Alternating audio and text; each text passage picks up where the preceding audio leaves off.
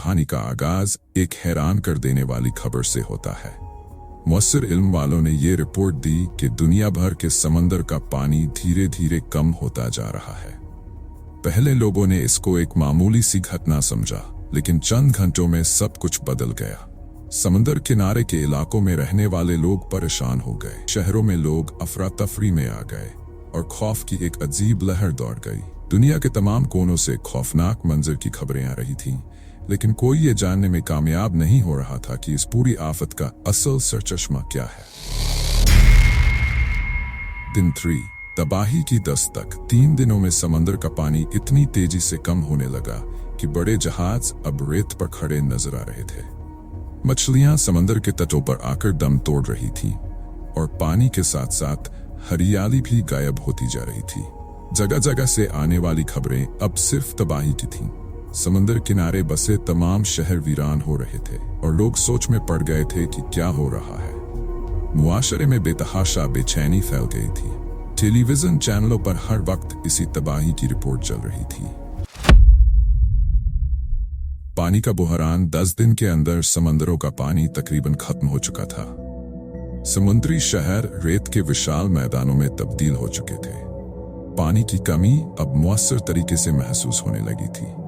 शहरों में पानी के टैंकरों की कतारें लग गई और एक एक बूंद पानी के लिए लोग जद्दोजहद कर रहे थे। गर्मियों की तपिश में पानी की किल्लत ने एक बड़ी कौमी मुअम्मा पैदा कर दी थी। दंगे शुरू हो चुके थे और अब हर तरफ सरकारी अमला भी बेबस नजर आ रहा था।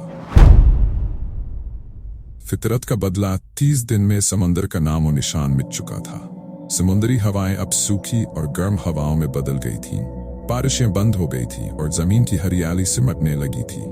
जंगल खत्म हो गए, जानवर प्यास से मरने लगे और फसलों का नामो निशान मिट गया।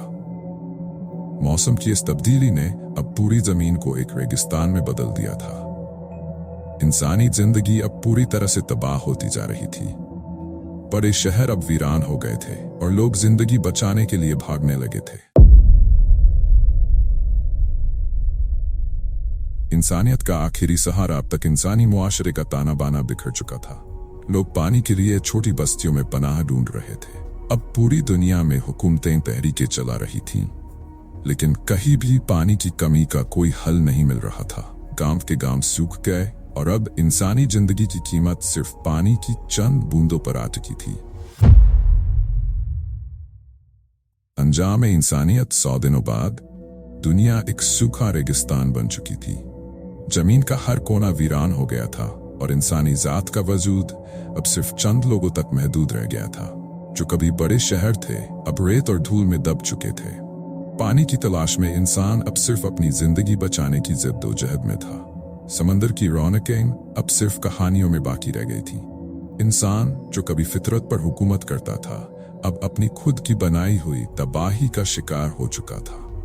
जब समंदर सूख गए, एक कहानी नहीं बल्कि एक खौफनाक इबरत है।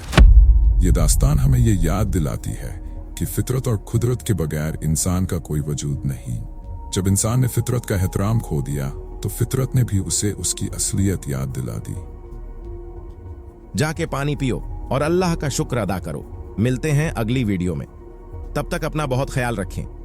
ऐसे और मजेदार वीडियो देखने के लिए हमारे चैनल को सब्सक्राइब करना ना भूलें।